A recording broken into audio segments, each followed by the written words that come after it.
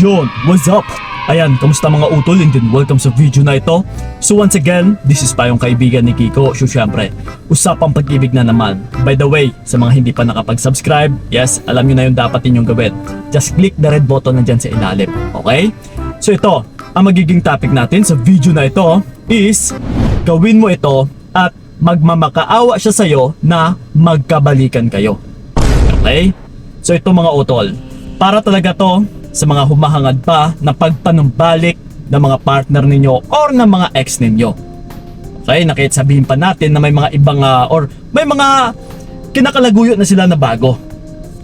Kasi ito mga utol, kung minsan, that's why mas lalo kayong na-e-echapera dahil sa maling gawain talaga.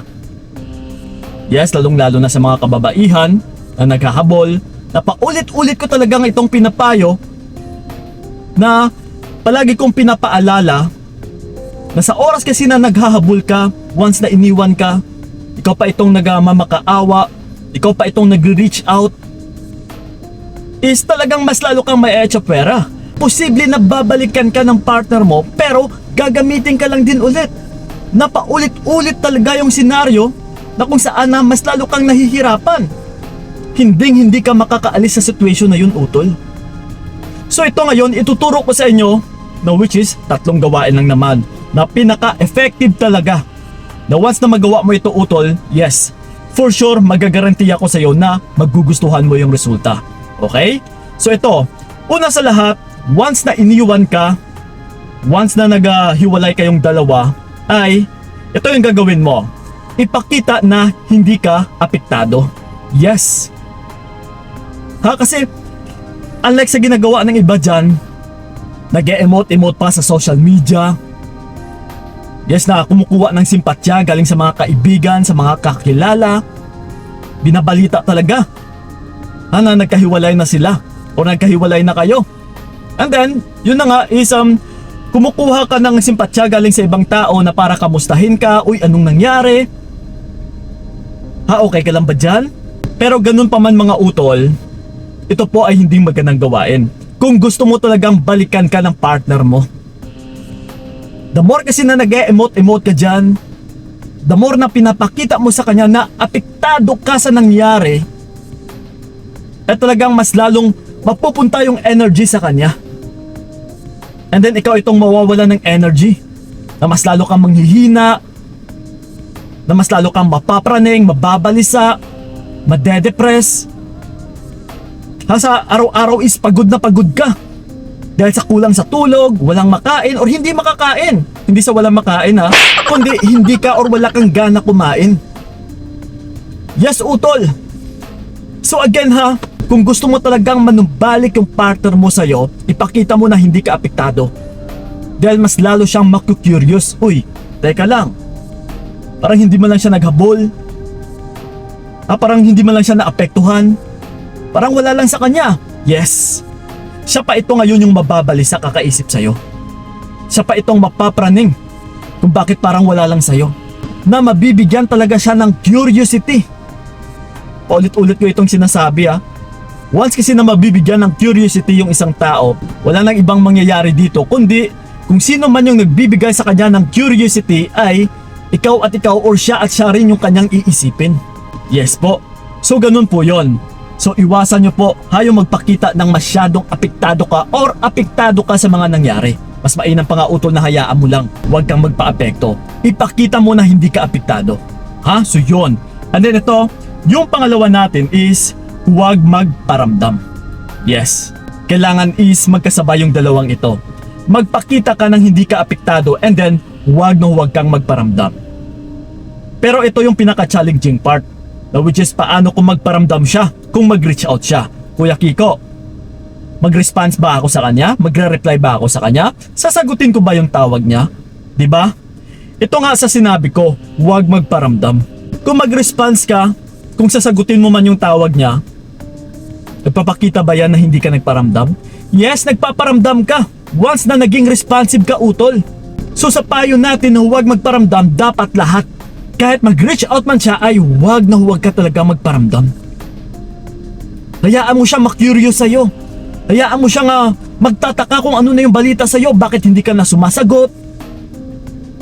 Kasi ang malaki yung impact nito, utol, lalong-lalo na kapag hindi ka nagpakita na apektado ka at saka hindi ka na rin nagpaparamdam. Kasi yung kalalabasan nito ay parang siya pa itong naloko, na siya pa itong nabudol. Magtataka talaga yan, utol. Kung pwede lang is kukunin niya yung validation, kung ano man yung mga katanungan dyan sa kanyang isipan. Uy, ano ba yung nangyari sa'yo? Minahal mo ba talaga ako? Parang hindi mo ako mahal. Yes, maggaganon pa yan sa'yo.